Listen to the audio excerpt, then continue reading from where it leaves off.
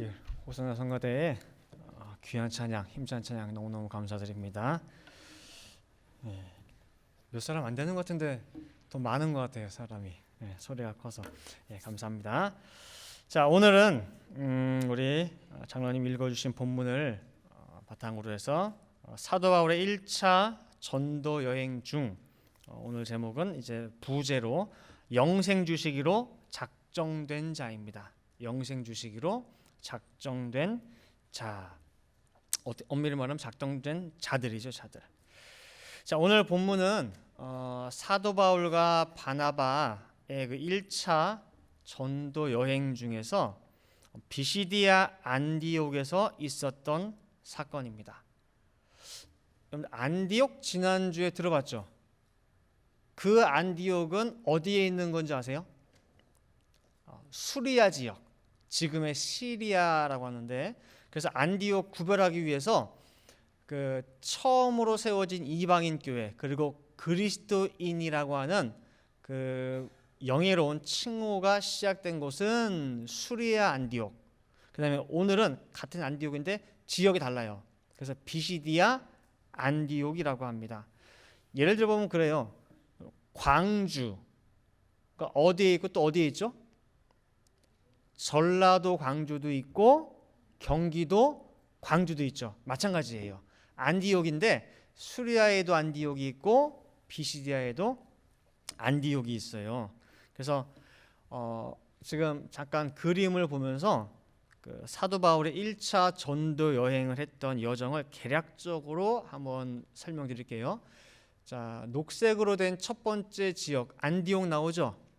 보세요. 여러분들 보시기에 오른쪽, 그렇죠?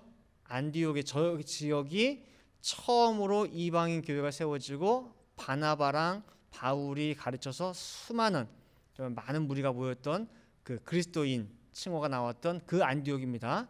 이제 거기서 이제 성령의 보내심을 받아가지고 바울과 바나바가 전도 여행을 시작해요. 처음에 배 타러 가기 위해서 실루기아로 갑니다. 그 밑에. 그래서 거기 배를 타고 먼저 어디에 도착하느냐? 섬에 도착하는데 저 섬 이름이 구브로예요.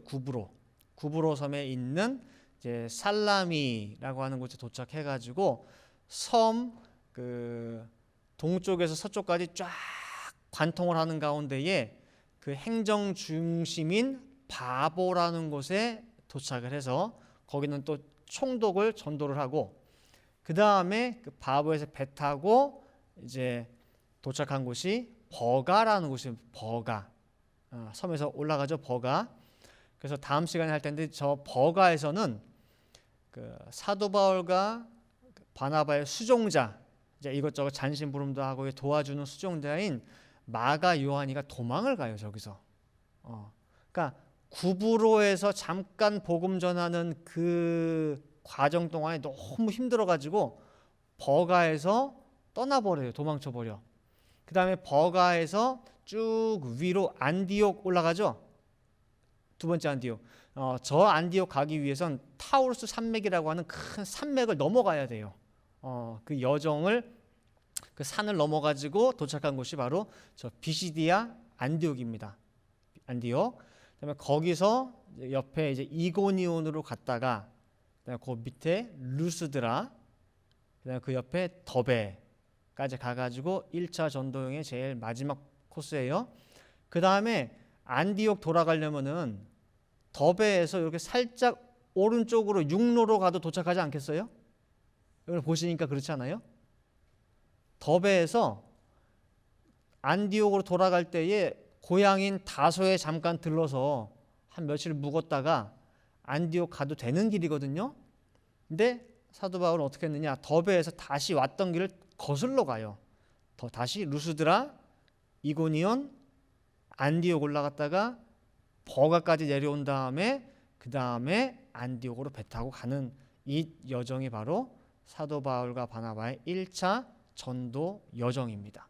그래서 왜 사도 바울은 저 더베에서 가까운 육로로 가지 아니하고 이제 다시 돌아가서 했는지 그 이유는 이제 다음에 또 이어서 하도록 하겠습니다. 오늘은 저 1차 전도 여행 중에서 비시디아 안디옥에서 있었던 사건을 한번 살펴보겠습니다. 요번에 제가 사도 바울의 성지답사 여정 중에 들렀던 곳 중에 한 곳이 바로 이 비시디아 안디옥이에요. 그래서 성지답사를 가다 보면은요, 곳곳에 이제 기념 교회라고 하는 것이 많이 세워져 있어요. 빌립보에 가면은 이제 처음으로 바울의 복음을 영접했던 그 루디아라고 하는 그 여자를 기념해서 루디아 기념 교회가 있고, 그다음에 제일 많은 것은 뭐 사도 요한 기념 교회도 있고 누구 기념 교회도 있고, 근데 제일 많은 것은 사도 바울의 기념 교회가 제일 많아요. 곳곳에 보면은. 근데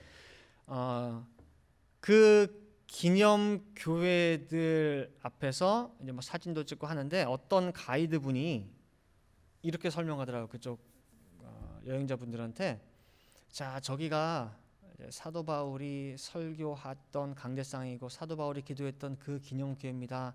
다들 들어가서 사진 찍으시고 또 그때를 명상하시면서 은혜 받으시기 바랍니다 하고 들여보내요. 이렇게. 근데 그건 잘못된 설명이에요. 왜냐하면은 그건 말 그대로 기념교회예요. 아까 가이드가 뭐라고 했냐면은 그 곳에서 사도 바울이 뭐 했대요? 설교했대요. 거기 사도 바울이 기도했다고 하거든요. 근데 사실은 맞아요, 안 맞아요? 안 맞아요. 기독교가 정식으로 공인된 것은 로마 콘스탄틴 대제 때에 313년에 공인된단 말이에요. 그러면 그 이후에 비로소 그 성인들, 그 신앙의 선배들 기념하면서 교회를 세웠단 말이에요. 사도 바울은 1세기 사람이고 기념 교회가 세워진 거는 4세기인데 어떻게 그 교회에서 사도 바울이 설교를 했으면 어떻게 거기서 기도했겠냐 그 소리예요.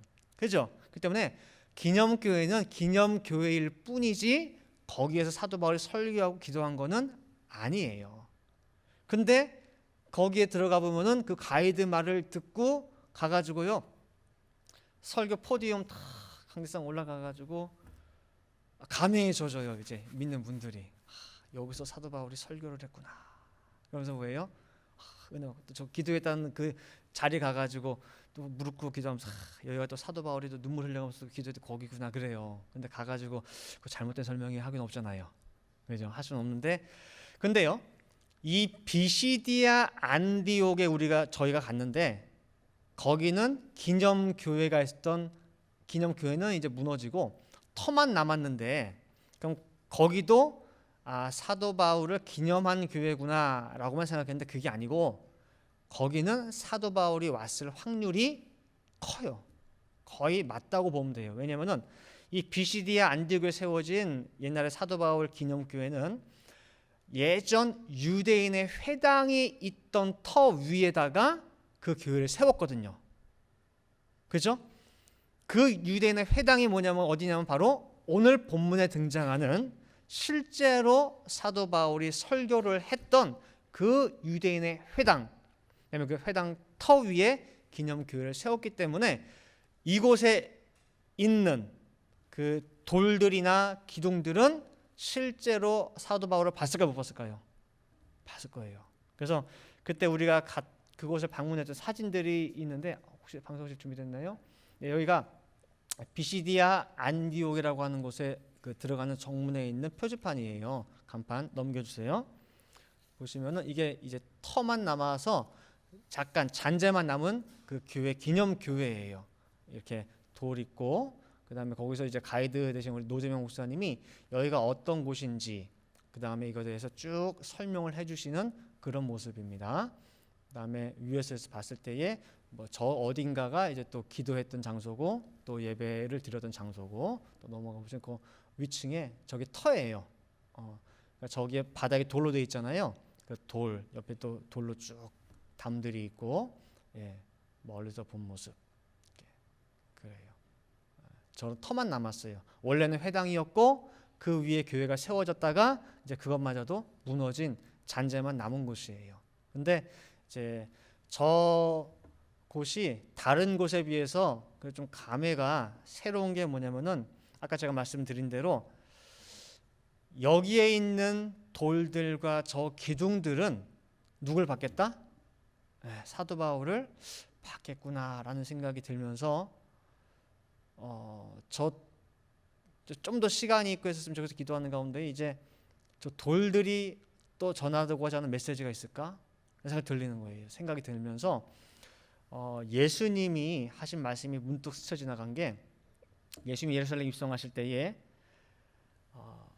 성경을 안다고 하는 종교 지도자들은 메시아신 예수님을 뭐예요? 한 명도 영접하지 않았어요. 그러나 그곳에서 어린 아이들, 그 아이들은 뭐예요? 호산나 다윗 자손이야, 우리를 구원하소서라고 하면서 옷을 벗어가면서 겉옷을 깔면서 뭐예요? 맞이했단 말이에요. 종려 가지를 흔들면서.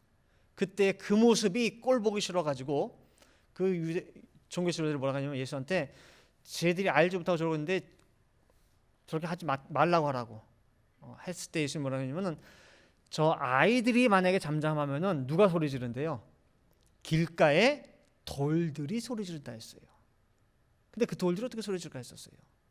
근데 저희들이 이 성지 답사를 하는 가운데 곳곳에 가면서 직접 그 2000년 전에 사도 바울을 만나진 못해요. 그 당시에 그 신앙의 선배들을 만나지는 못해요. 그러나 직접 그들이 생활했던 장소, 그들이 지나갔을 그 돌길, 또 그들이 설교하고 그들이 믿음을 지킬 때에 함께 거기 있었던 어떤 교회의 터전들, 아니면 그것에 있는 나무들, 그 하나하나 볼 때에 느껴지는 것들이 있어요.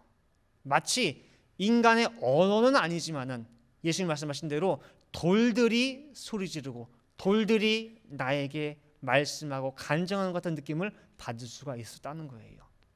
그래서 그 신앙의 선배들의 믿음의 터 위에서 지금 내가 있고 우리가 있구나, 그 말씀이 지금 나에게 전해지기까지 얼마나 많은 분들의 희생과 땀과 또한 피가 있었는지를 느끼고 온다는 거예요. 지금도 그 돌들은 소리 지르고 있어요. 그래서 제가 방문한 곳 중에서 사도 바울의 어떤 직접적인 채취를 느낄 수 있었던 곳이 바로 오늘 본문의 비시디아 안디옥입니다. 근데 그 안디옥의 그 당시 인구 분포를 보면은 헬라인이 제일 많고, 그다음 두 번째 뭐 또 유대인, 그다음에 로마인, 본토 부르기아인들이 있습니다. 근데 유대인들은 어디를 가나 파워가 막강해요. 모든 경제권을 휘어잡고 있습니다. 그리고 유대인들이 있는 곳에는 어느 곳을 막론하고 회당이 반드시 있어요. 그래서 이들은 매 안식일마다 이 회당에 모여서 율법을 낭독하고 또 선지자들의 예언서를 읽고 하나님 앞에 예배를 드립니다. 그래서 이 각 지역에 있는 회당들이 사도 바울이 복음을 전하는 데 있어 가지고 큰 도움이 돼요.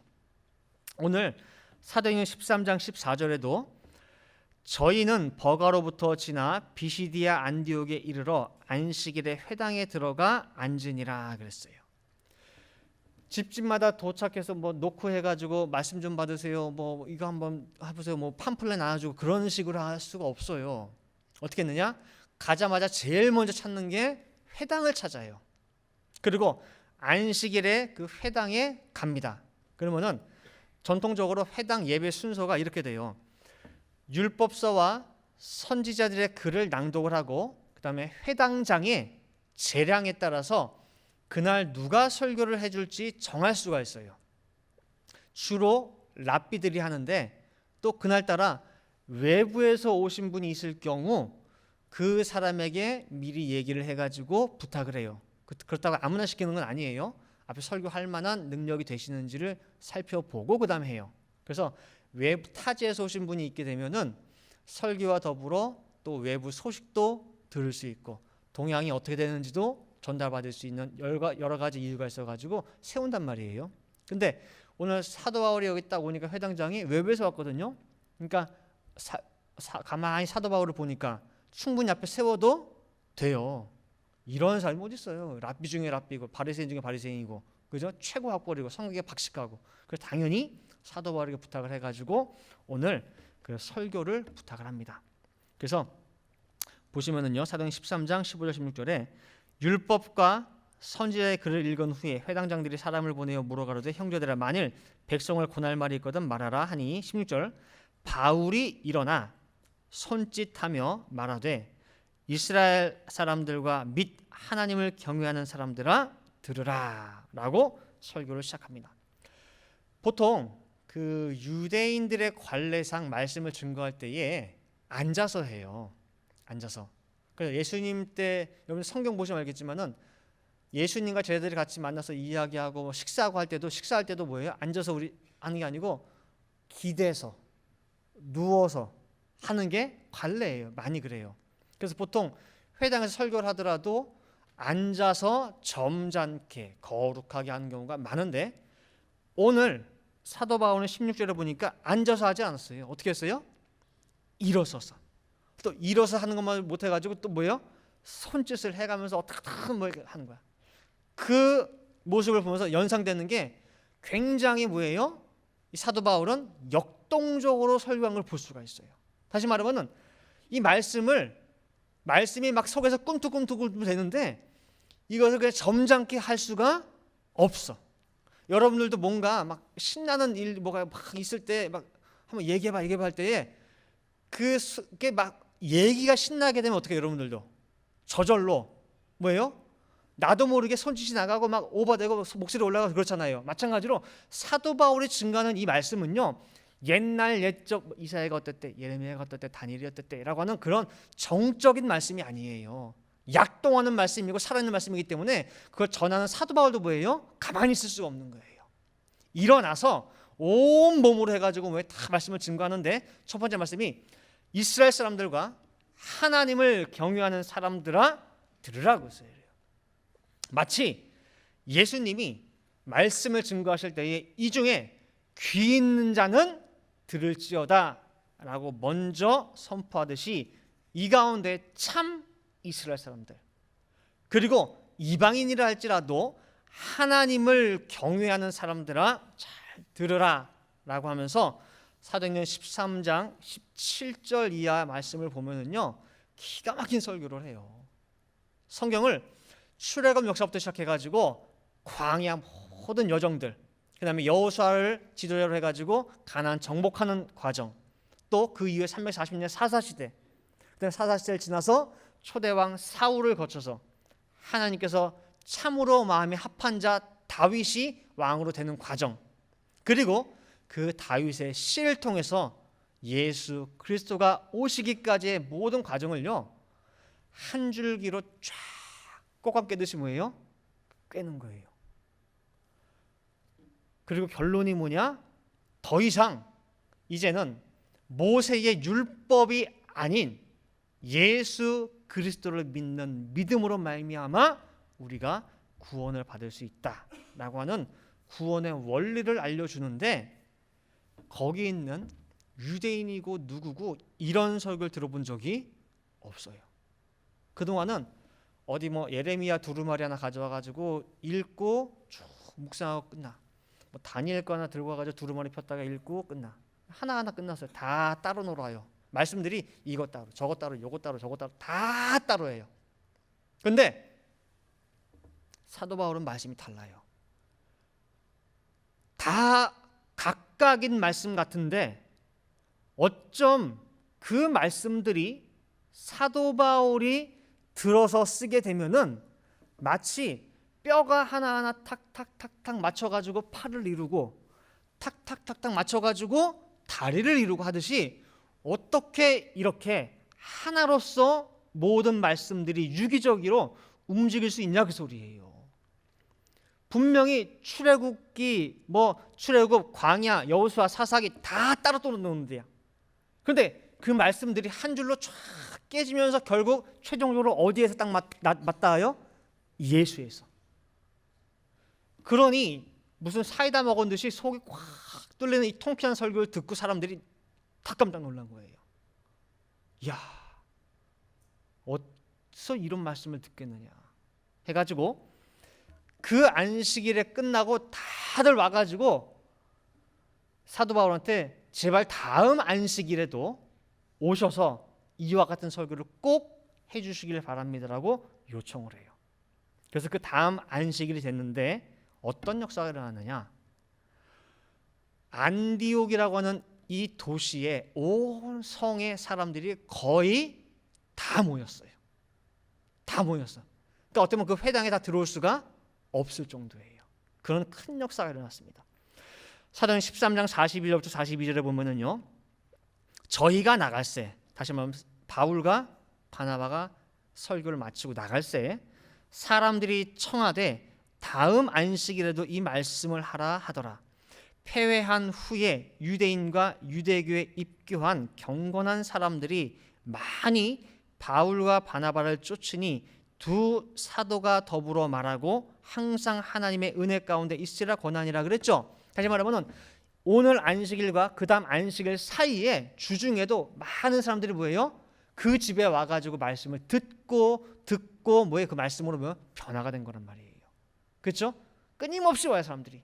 그리고 그 다음 안식일 14절에 보니까 그 다음 안식일에는 온 성이 거의 다 하나님 말씀을 듣고자 하여 모이니라고. 이렇게 하나님의 말씀을 듣고자 허다한 무리가 거의 온 성의 주민들이 다 모인 큰 역사가 일어났으니 얼마나 기쁘고 춤출 일입니까? 그때 들은 사람들이 이것을 나만 듣기에 너무 아깝다 보니까 뭐예요? 이웃에게, 친구에게, 가족에게 다 전한 거예요. 너 이 말씀 안 들으면 후회해. 꼭 와. 야, 나 이런 소리 처음 들어봤다. 지금 이 장면을 머릿속에 연상을 하면은요, 그거랑 너무 와닿아요. 막 모든 열방이 뭐예요? 이 구세의 말씀을 듣고 뭐예요? 기뻐서 춤추며 온다가는 그 말씀. 그 말씀이 이 비시디 안디옥에서 바울을 통해서 바나바를 통해서 뭐예요? 일어난 거예요. 온 성이 다 왔어, 온 성이. 그런데요, 이 기쁘고 춤출 그 잔치자리, 온 성이 다 모여든 그 잔치자리에 가장 큰 방해자가 등장을 합니다. 방해자가 누구냐? 유대인들. 하나님 말씀의 역사에 가장 큰 방해자가 아이러니하게도 하나님의 백성 유대인이에요. 하나님 말씀이 왕성하게 선포되려고 하는데 그 큰 걸림돌이 하나님의 백성이 걸림돌이 돼서 막는다는 거예요. 도와주지는 못할 망정, 함께 힘을 합치지는 못할 망정, 시기가 가득해가지고 사도 바울이 전하는 말마다 토를 달고 반박하고 비방하면서 이 말씀의 길을 막아서고 있는 거예요. 오늘 본문 13장 45절, 사도행전 13장 45절에 보니까 유대인들이 그 무리를 보고, 왜냐하면 그 다음 안식일에 바글바글 모였거든요. 너무 많이. 자기들이 설교할 때는 뭐예요? 회당 다 차지도 않아. 근데 바울이 하니까 뭐예요?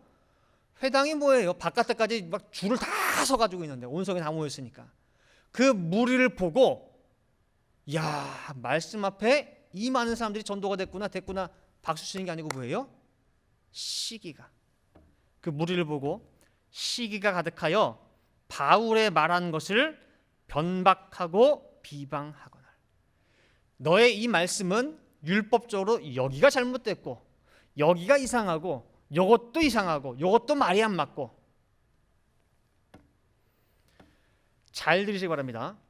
초대교회 당시 이 제자들, 사도 바울의 제자들이 예수가 그리스도임을 증거할 때에 그냥 내 체험에 의해 가지고 내가 만났어, 내가 봤어, 내가 들었어, 그걸로만 하게 되면은 그건 그 사람이 만난 예수예요. 아, 너에게는 예수가 그리스도구나 라가 되는 거예요. 예를 들어서 사도 바울이 내가 다메섹에 가는 길에 빛 가운데 나타난 예수를 만났어 라고 하게 되면은 듣고 우와 그렇구나 신기하다 라고 할 수 있어요. 그러나 그거는 네가 그 체험을 통해서 예수가 그리스도임을 깨달았구나 라가 되는 거예요.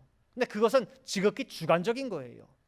그러나 이것이 모든 사람들에게 통용될 수 있도록 하기 위해서는 반드시 뭐에 근거해야 돼요?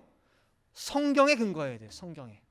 모든 사람들이 인정하는 이것은 하나님의 말씀이라고 하는 성경에 근거해서 예수가 그리스도임을 증거해야지만이 뭐예요? 사람들이 그것을 믿을 수고 영접할 수가 있다는 거예요. 그렇게 해서 사도행전 18장 28절로 보면은 아볼로도 성경으로서 예수는 그리스도라고 증거하고 유대인들의 말을 이겼고, 또한 성경에서 둘째가라면 서러운 사도 바울도 바로 뭐예요? 성경을 가지고 뭐예요? 예수를 그리스도라 증거한 거예요. 오늘 회당에서 증거할 때 어떻게 했어요? 말씀을 가지고 출애굽부터 시작해가지고 다윗 연결해서 예수님께 쫙 이어졌잖아요. 그런데 그 사도 바울의 말을 변박하고 비방했다고 하는 것은 뭐냐면은 뭐예요? 성경 말씀에 대하여 정면으로 대적했다는 거랑 같은 말이에요. 여러분들, 예수님께서 공생의 기간 중에 유대인들에게 많은 도전을 받았어요. 욕도 많이 먹었고. 그런데 예수님께서 너희들이 나 개인적인 인간으로서의 인성을 입고 온 예수를 욕하는 것은 괜찮아. 뭐 목수의 아들이니 뭐 집안이 별 볼이 없다니 학교는 다녔니 쟤 뭐 학위도 뭐 있는지 없는지 글도 모를 걸 여러 가지 나에 대해서 욕하는 건 뭐예요? 나중에 사함 받을 수 있어. 그러나 말씀에 대해서 뭐예요? 대적하는 것은 성령 회방죄에 해당되어서 그것은 사함이 없다 그랬어요. 왜냐하면 모든 성경은 성령의 감동하심을 입은 자들이 쓴 거란 말이에요. 근데 성령의 감동하심 입어서 쓰여진 그 말씀을 알면서도 일부러 뭐예요? 대적하고 반박하는 것에 대해서는 성령을 회방하는 자가 되기 때문에 뭐예요? 그것은 사함받을 수가 없단 말이에요. 여러분들 그런 경우 있어요. 어쩔 때는 내가 저 사람의 말을 듣는 가운데에 맞아요, 그 사람 말이. 근데 어떻게 속으로는 맞지만은 말은 어떻게 해요? 오기 때문에라도 지기 싫어서 어떻게 해요? 그 사람 말을 대적하는 경우가 있어요. 근데 절대 말씀 앞에서는 자기 오기를 부리고 자기 고집을 부리고 지기 싫어서 반박해서는 안 돼요. 말씀 앞에서는 모두가 뭐예요? 겸손해지대요. 그래서 절대로 뭐 욕을 하더라도 말씀에 대해서만큼은 뭐예요? 건들면 안 돼요. 야, 말씀 만나면 뭐가 달라지니? 야, 그 말씀이 그 말씀이지 뭐가 다르니? 심지어 어떤 분들은 그까진 말씀, 귀한 말씀이 있는 그 책, 성경, 그걸 뭐예요? 그냥 아무데나 팽개쳐놓고 그냥 쑥 버려버리고. 절대 뭐예요? 말씀에 대해서만큼은 건들면 안 돼요. 그것은 회복할 길이 없어요. 그래서 저희 올라오시께서 항상 뭐라고 하면은 책들이 많이 있더라도 제일 위에는 무슨 책을 놓으라고 했어요? 성경책 위에 뭐 놓지 말라. 약간 미신같이 믿는 거 아니야? 라고 하시는데 미신이 아니라 여러분들도 내가 아끼는 물건이나 내가 심각하게 의미가 있는 물건만 있어도 뭐예요? 내가 저절로 그렇게 하잖아요. 가장 귀한 말씀이에요. 성경. 그리고 절대 성경을 감옥에다 집어넣지 말라고 하죠. 근데 여러분들 감옥에 많이 집어넣어요? 안 넣어요? 예? 어떤 감옥? 백 감옥, 자동차 감옥. 그죠? 교회 올 때 한번 탁 들고 오죠. 그 다음에 어디로 가요? 다시 자동차 트렁크로 들어가거나 가방으로 들어가거나 백으로 들어갔다가 또 언제만 나와요? 일주일에 한 번씩 또 뭐예요? 또 나오죠. 이렇게 잠깐 외박 나오죠. 성경책이. 그렇게 하지 말라는 거예요. 항상 성경은 가장 뭐예요? 고귀한 곳에 놓고 가장 높은 곳에 놓고 위에 뭐 위에다가 뭐 이상한 딴 물건 올려놓지 말라는 거예요. 그리고 항상 성경은 뭐예요? 내 감옥에서 나와서 내 생활 가운데 함께 하라는 거예요. 그것이 뭐예요? 말씀을 존중히 여기는 거예요. 근데 오늘 이 유대인들이 어떻게 했느냐? 말씀을 대적을 한 거예요. 그러니까 사도 바울과 바나바가 어떻게든 간에 이 말씀을 가지고 이들에게 전하고자 애쓰고 힘쓰고 최선을 다했는데 나중에 어떻게 해요? 안 돼요. 안 돼. 그래서 사도행전 13장 46절 말씀에 바울과 바나바가 담대히 말하여 가로되 하나님의 말씀을 마땅히 먼저 너희에게, 그러니까 유대인들입니다. 당연히 먼저 유대인들인 너희에게 전하려고 했는데 너희가 오히려 어떻게 해요? 버리고 영생 얻음에 합당치 않은 자로 자처하기로 우리가 어디로 가느냐? 이방인에게로 향하노라 그러는 거예요. 내가 너무나도 당연하게 하나님의 말씀을 그동안 수천 년 동안 맡아온 게 유대인들이에요. 그렇기 때문에 너희에게 먼저 전하는 게 맞아.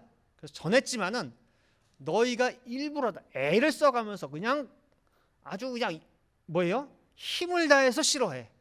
참 말이 이상하죠? 힘을 다해서 말씀을 받기 싫어해. 그래서 내가 이제 어디로 가느냐? 이방인으로 간다는 거예요. 말씀이 떠나가는 겁니다. 그래서 이 사람들은요, 이제 영원히 영생과는 관계없는 사람들이에요. 영생과는 영원히 얻을 수 있는 방법의 가능성 제로예요. 그래서 이들이 말씀을 버린 이 순간이 어떤 순간이냐? 심판받는 순간이에요. 심판. 여러분들 무섭게 받아들여야 돼요. 심판 언제 받느냐? 그 나라 가서 앞에 가 무슨 판사가 딱 서가지고 뭐 쫙 살펴본 다음에 딱 읽은 다음에 너 우, 너 좌. 오늘 이 유대인들은요, 자기가 인식하지도 못하는 사이에 이미 뭘 받은 거예요? 심판을 받은 거예요. 그 사람들은 이 땅에 살아 있어도 계시록 3장 1절 말씀처럼 살았다 하는 이름은 있으나 뭐예요? 이미 죽은 자예요. 그렇게 되어버렸어요. 말씀을 영접하지 않음으로 말미암아서. 결국 말씀을 대적하는 이 유대인들의 힘에 의해서, 그 권력에 의해서 사도 바울과 바나바가 쫓겨나게 됩니다. 딱 2주에 딱 2주. 짧은 기간 2주 말씀을 증거하는 가운데 수많은 사람들이 이 말씀을 받았어요. 마치 마른 땅이, 쩍쩍 갈라진 그 마른 땅이 담배를 흡수하듯이 그렇게 말씀을 너무너무 잘 받았어요. 이런 사람들 만나기도 힘들어요. 이렇게 중요한 때에, 이 기가 막힌 이 기회에 하나님도 힘 좀 쓰시지. 하나님도 그런 생각 안 드세요? 하나님도 어떻게든 좀 역사를 이루셔가지고 이 기간이 조금만 더, 한 달만 아니면 2달만이라도 여기서 사도 바울과 바나바가 말씀을 전하면은 이 온 도성 자체가 다 전도되지 않을까, 그런 안타까움이 남아있단 말이에요. 그냥 어떻게 보면 세상의 힘에 의해서 무기력하게 쫓겨나는 그 사도 바울의 모습을 보면서 말씀이 이렇게 힘이 없나? 하나님의 말씀은 위엄이 있다면서요. 힘이 있다며, 권세가 있다며. 근데 왜 쫓겨나? 왜? 결국 말씀도 세상 권력과 힘 앞에 굴복되고 마는구나 하고 답답함을 느낄 수가 있습니다.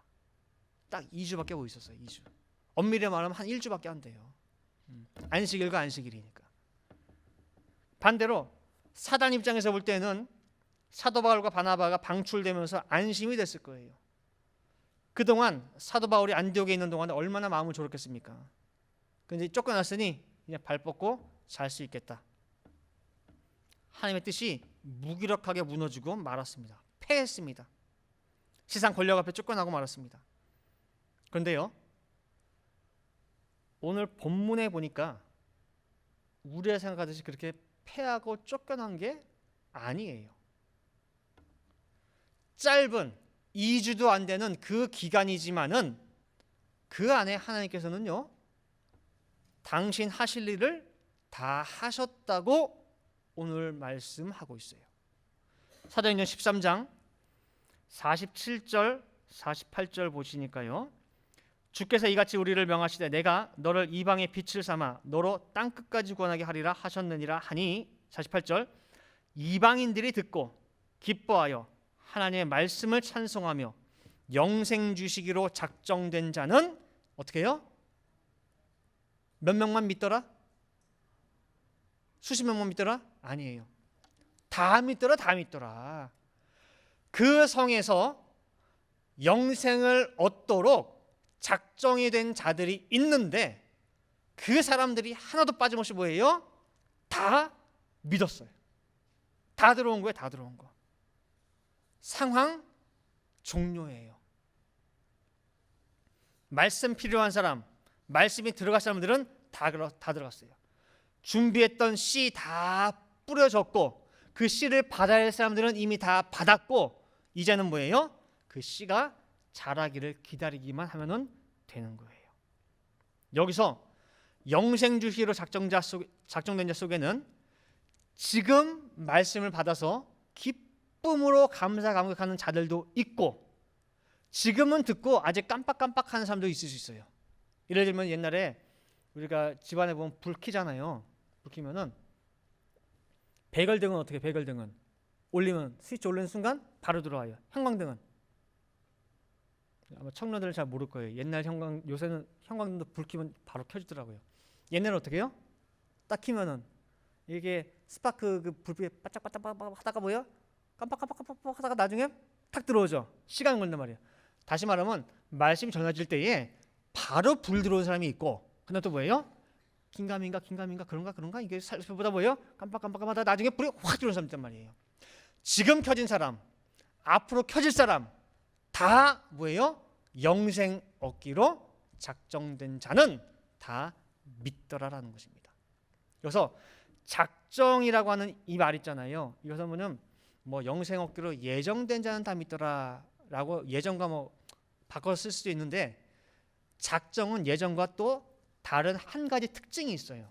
작정은 뭐냐면은 헬라어로 탓소라고 해가지고 탓소 시옷 받침 탓소라고 해가지고 배열하다, 정리하다 그런 뜻이 있어요. 배열하다, 정리하다. 다시 말하면 딴 곳에 있는 무엇인가를 자기 자리에 둔다는 의미가 있어요.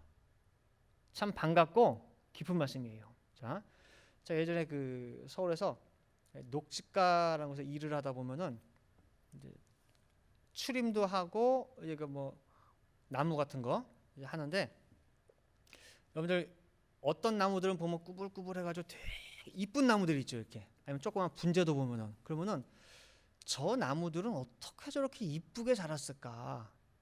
어떻게 태생적으로 저렇게 원래 이쁜 나무인가? 그런데 아니더라고요 보니까. 그러니까 저도 이렇게 나무 이렇게 전질하거나 어떤 필요 없는 가지 좀 잘라주고 할 때에 그런 경우가 있어요. 다 다른 건 다 괜찮은데 한 가지만 뚝 튀어나온 것들이 있어요. 이렇게 뭐 하나만 뾰족 튀어나와 있어. 그럼 그거를 만약에 잘라버리게 되면은 어떻게 되느냐? 그 부분이 구멍 난 것처럼 파여버려요. 그러니까 이것도 보기가 안 좋아. 마치 우리 그 머릿속에서 땜빵이 있어가지고 폭 파여있듯이. 그러니까 그걸 자를 수도 없어. 근데 그것만 가만 놓자니 전체로 조화가 안 맞아. 그러면은 그 가지가 연할 경우에는요, 그 가지를 원래 있어야 될 자리 있죠. 이렇게 조화를 이루는 자리로 만들어요. 이렇게 힘을 줘가 만들어요.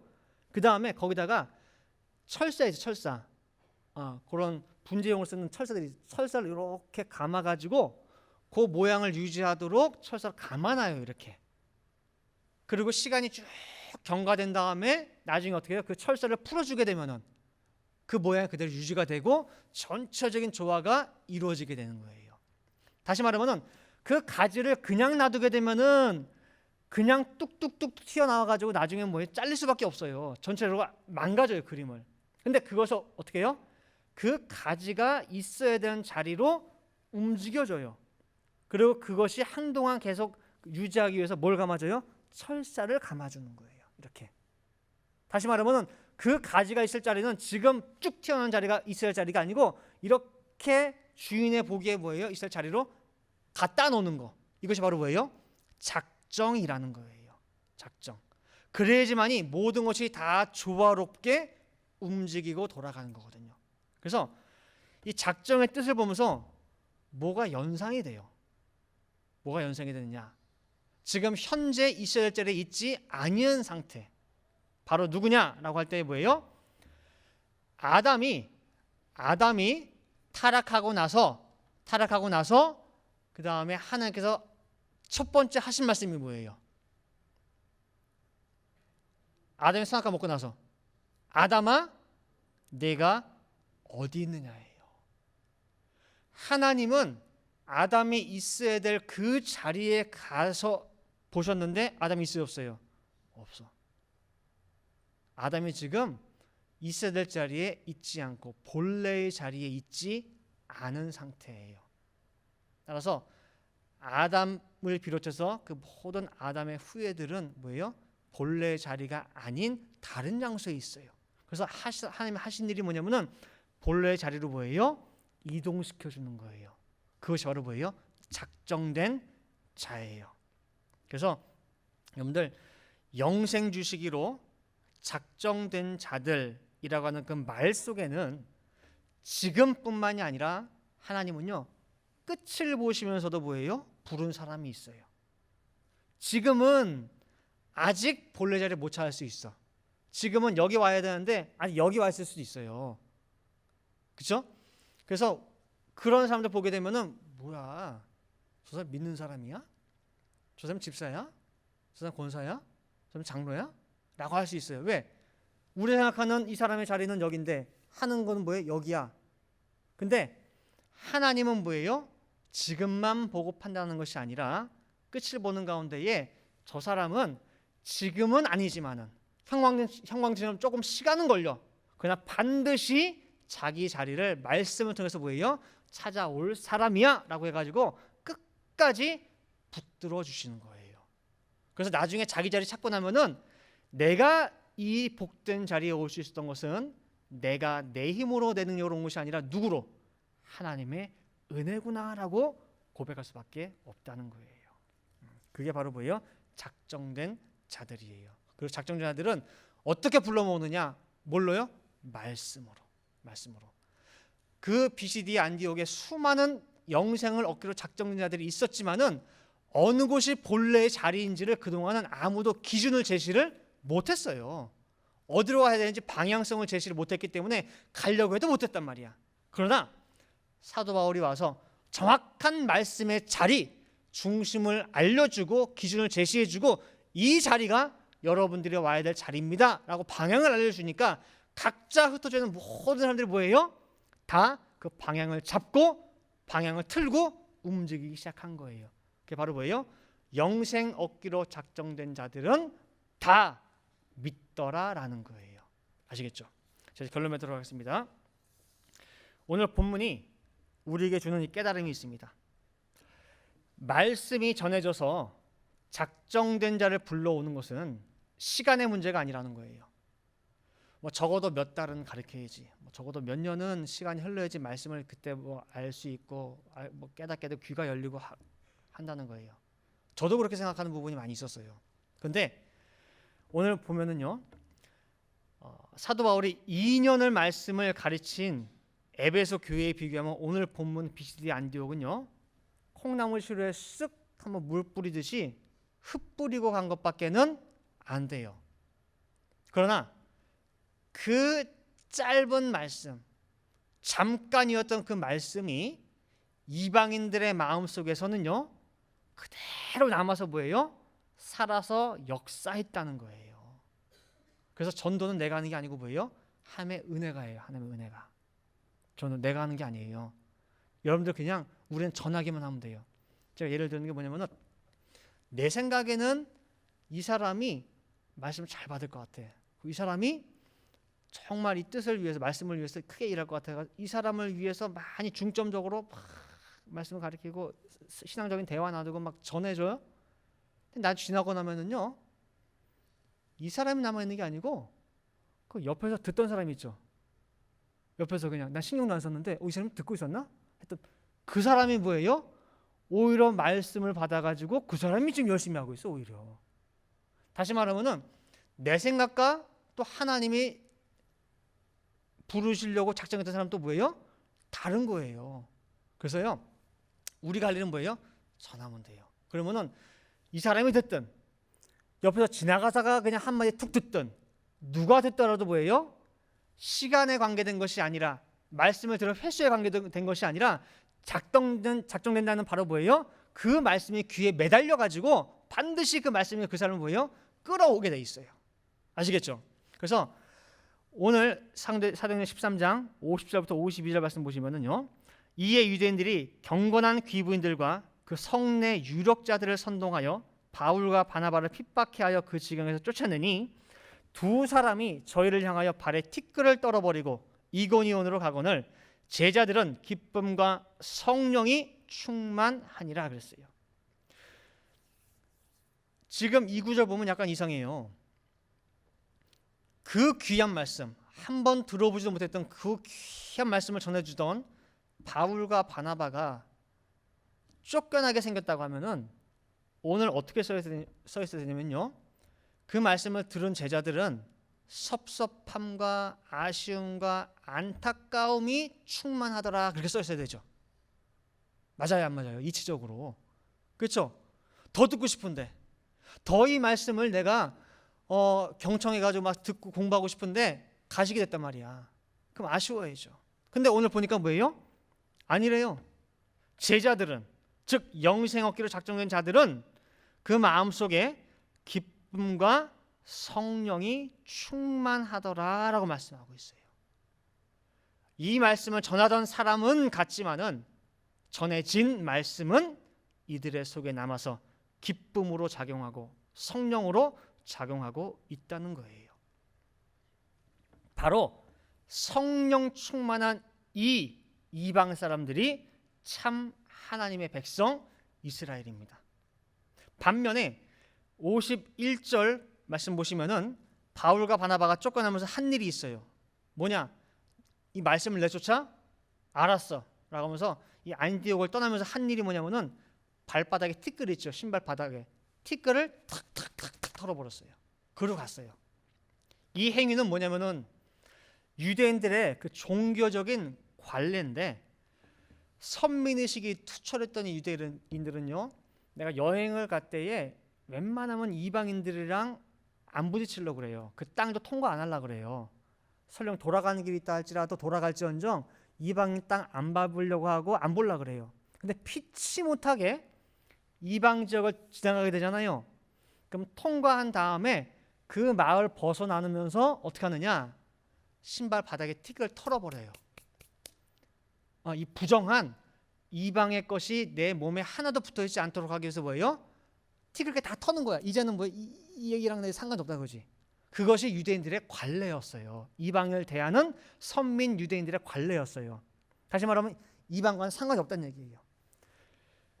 예수님께서도요, 12제자 전도여행 보내시면서 만일 너희가 전하는 이 복음, 이 말씀을 영접지도 않고 듣지도 않거든 그 집이나 그 성에서 나갈 때 너희 발에 어떻게 해요?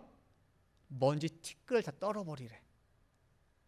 그 유대인의 관례에 근거해가지고 예수님은 똑같이 그렇게 하라고 했어요. 뭐냐? 이 말씀을 전했는데 안 받아? 그러면은 순간 그 집은 혈통적으로는 유대인이에요. 그러나 순간 복음 앞에서 뭐가 되는 거예요? 이방인이 되는 거예요. 그래서 제자들이 그 이방인의 집에서 나올 때에 뭘 털으래요? 티끌을 털고 나오래. 이제 그 집은 말씀으로 볼 때 이방인이고 하나님의 영생의 말씀과는 뭐예요? 상관이 없는 집이 되는 거예요. 그 집은. 오늘 이 사도 바울과 바울도 안디옥을 떠나면서 이 복음을 거부함으로 말미암아 혈통적으로는 유대인이지만은 바울과 바나바가 그 유대인 앞에서 티끌을 떠는 그 순간 그 유대인은 뭐가 됐어요? 이방이 됐어요. 역전이 된 거예요. 혈통적 선민 유대인은 이방이 되고 복음을 영접한 영생 얻기로 작정된 이방인들은 뭐가 됐어요? 신령한 이스라엘 유대인이 된 거예요. 그래서 이 자리에 오신 여러분들, 이 말씀 받고 있는 여러분들, 오늘 제목처럼 영생 주시기로 뭐 된 자예요? 작정된 자예요. 현재 내 모습은 내가 있어야 될 하나님이 기대하시는 그 자리가 아닐 수 있어요. 다른 곳에 지금 내가 있어서 그곳에서 엉뚱한 생각하면서 엉뚱한 일에 바쁘면서 엉뚱한 죄를 짓고 있을 수도 있어요. 그죠? 그러나 작정 아까 뜻이 뭐라고 했어요? 정리하다, 배열하다, 본래 자리에 놓는 거예요. 다시. 그래서 여러분들이 지금은 이 말씀의 자리에서 조금 벗어날 수 있어요. 그러나 오늘 전하는 말씀을 통해서 또 공부하는 말씀을 통해서 여러분들의 그 자리가 점점 어디로 오는 거예요? 작정된 나의 있어야 될 본래의 자리로 오는 거예요. 그리고 지금 말씀 받는 이 순간도 여러분들이 작정된 자기 때문에 이 말씀을 받고 있으며 말씀을 듣는 가운데에 여러분들이 위치가 뭐예요? 이동되고 있어요. 그래서 여러분들 아담아 내가 어디 있느냐라고 하는 그 음성이 바로 나를 향한 나를 찾는 하나님의 음성이라는 것을 들으시는 가운데에 정말 이 강권적인 은혜로 내가 어떻게 이 자리에 왔는가 감사하고 또한 이 자리에 와야 될 이 말씀을 들어야 될 또 영생 얻기로 작정된 자들이 분명히 밖에 내 이웃에 내 친척 중에 분명히 친구 중에 분명히 있어요. 또 그 사람들을 향해서 이 신령한 말씀의 나팔을 불 수 있는 우리 모든 늘푸른 동산의 성도님들 되시기를 간절히 바라겠습니다. 다시 기도하시겠습니다. 사랑과 충만하신 아버지 하나님, 오늘 사도 바울의 1차 선교 여정 가운데에 이제 비시디아 안디옥에서 있었던 일들을 살펴보고 또한 그 현장에 저희들 신방할 수 있도록 인도해 주심을 아버지 감사를 드립니다. 사도 바울은 비시디아 안디옥이라는 곳에서 말씀이라고 하는 이 자석을 가지고 하나님께서 만세전에 택한 영생 얻기로 작정된 자들을 다 끌어모았습니다. 그리고 그 사람들은 정말 말 그대로 자석에 이끌리듯이 그 말씀에 이끌림을 받았고 비록 그 말씀을 두 안식일에 거친 짧은 시간 동안 말씀을 받았지만은 그 말씀이 속에서 기쁨으로 역사하였으며 또한 성령의 충만함을 입는 매개체가 되었습니다. 아버지 하나님, 이러한 놀라운 역사가 사도 바울의 시대에 있었던 것처럼 지금 2019년 이 현재에도 이 구속사의 말씀을 통하여 이러한 놀라운 역사가 일어날 수 있도록 아버지 도와주시옵소서. 한 번 말씀을 듣고 그 다음 주에 온 성이 다 모였듯이 이 구속사의 말씀 앞에 정말 신령한 모든 하나님의 택한 백성들이 나올 수 있게 도와주시고 그 말씀을 통하여 정말 기쁘게 춤추는 역사가 속히 일어날 수 있도록 아버지 인도하여 주시옵소서. 정말 그 날을 정말 목격하기까지 우리 모든 성도님들 힘을 다하여 정말 충성할 수 있게 도와주시고 헌신할 수 있게 도와주시고 또한 저희들 이 말씀을 들고 나가서 영생 얻기로 작정된 자들을 다 불러 모으는 신령한 역사 있게 도와주시옵소서. 그리하여 이 자리에 빈자리에 주인들이 다 한 사람 한 사람 채워지는 놀라운 역사, 부흥의 역사, 흥왕의 역사가 있을 수 있도록 아버지 인도하여 주시옵소서. 기도하는 될 줄을 믿고 감사드리며 이 모든 말씀 사랑에 많으신 예수 그리스도 받들어 기도 올리옵나이다. 아멘.